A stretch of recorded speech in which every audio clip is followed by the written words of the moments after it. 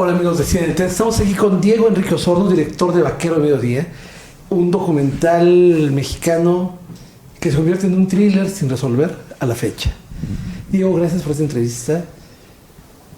¿En qué momento te diste cuenta que este tema que te llamaba la atención daba para un documental? La búsqueda de este poeta.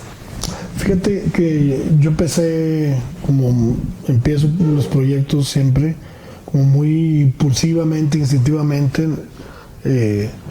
a concebir un documental. En realidad yo solo estaba buscando a Samuel porque quería tener una conversación y quería yo expresarle mi admiración, mi reconocimiento por muchas cosas que en mi adolescencia él había generado en mí. Y me doy cuenta que pues desapareció, que no está en Monterrey. Pregunto, me dice está en México, y en México me dice está en Monterrey, entonces está desaparecido. Y yo en ese momento empezaba a meterme en el mundo del documental con el alcalde, un trabajo que hice con Emiliano Altuna, y entonces estaba descubriendo el lenguaje audiovisual. Entonces me doy cuenta de que la desaparición de Samuel, precisamente, hay detrás de ella un misterio muy importante para mí descifrar, porque quería encontrarlo. Pero no solo hay ese misterio alrededor de su desaparición, sino que la vida misma de Samuel era una vida llena de muchos mundos que parecían imposibles de conectarse entre sí, como la Coyotera de Monterrey, la Revolución Sandinista, Octavio Paz, los vagabundos, los barrios populares de la Ciudad de México. Y como que todo, yo iba encontrando testimonios y dije, esto tengo que registrarlo visualmente, porque son mundos fascinantes. Y otra cosa eran los personajes. O sea, empezaba yo a hablar con Guillermo Faanelli y me daba cuenta de que la presencia de él ante la cámara era una presencia como muy especial. Y así fue, como que hasta 2014, digamos que dije, voy a hacer una película. Escribí un guión.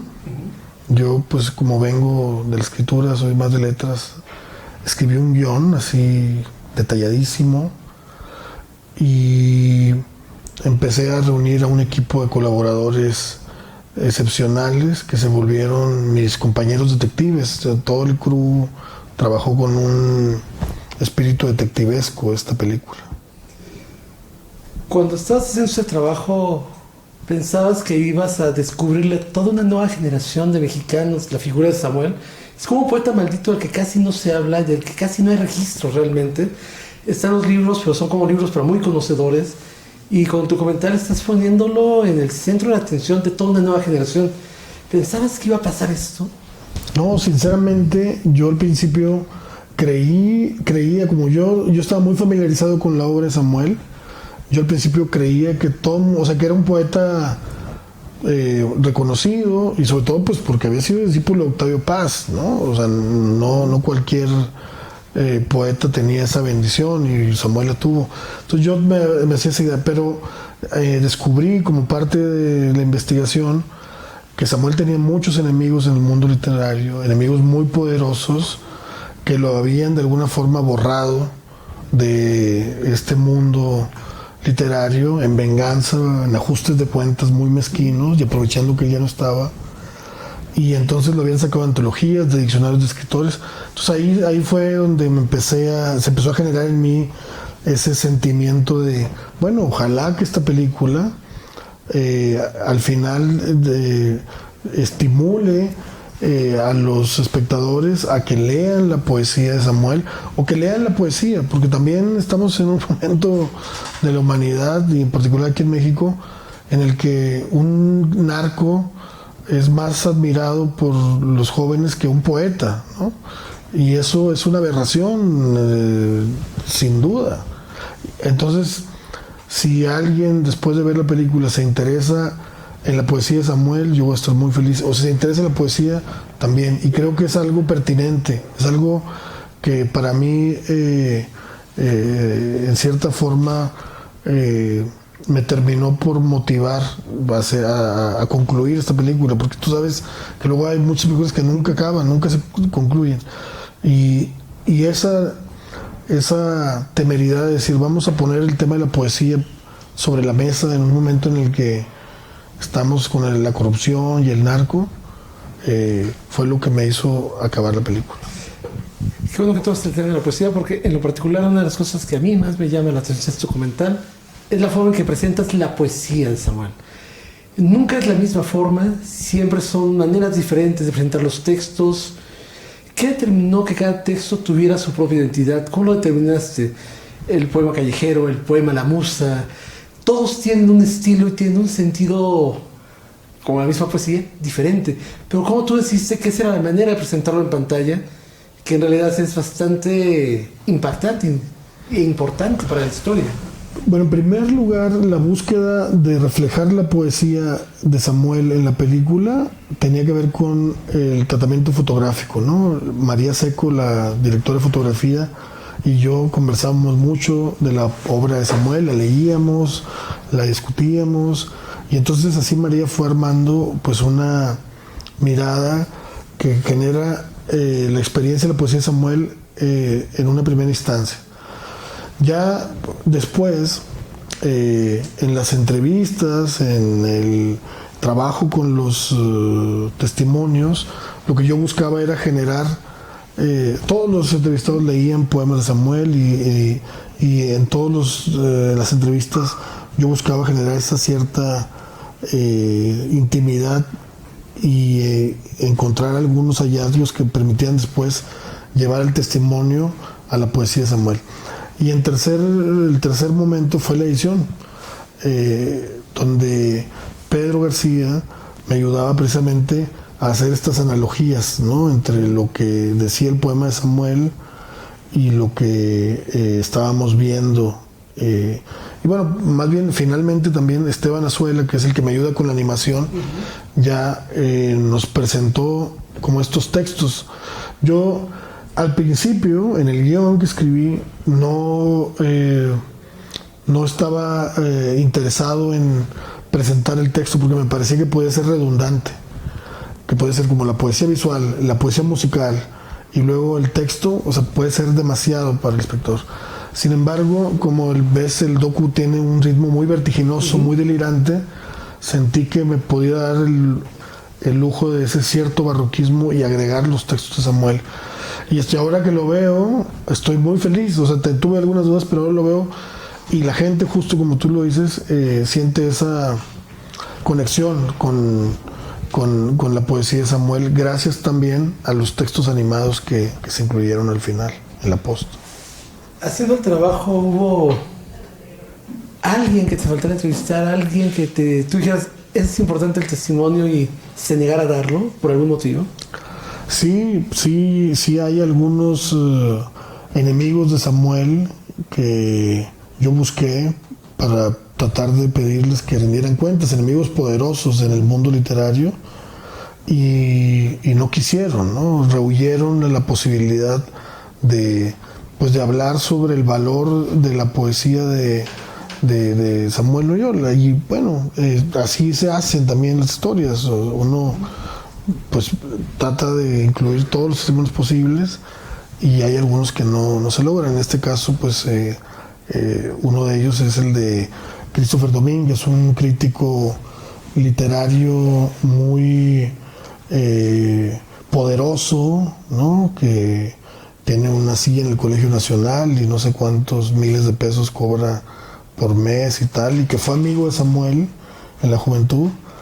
Samuel se burlaba mucho de él, Samuel lo menospreciaba porque lo consideraba alguien que no tenía realmente talento, y en represalia podría especular a alguien, después de que Samuel empezó su vida decadente en las calles y luego desaparecer,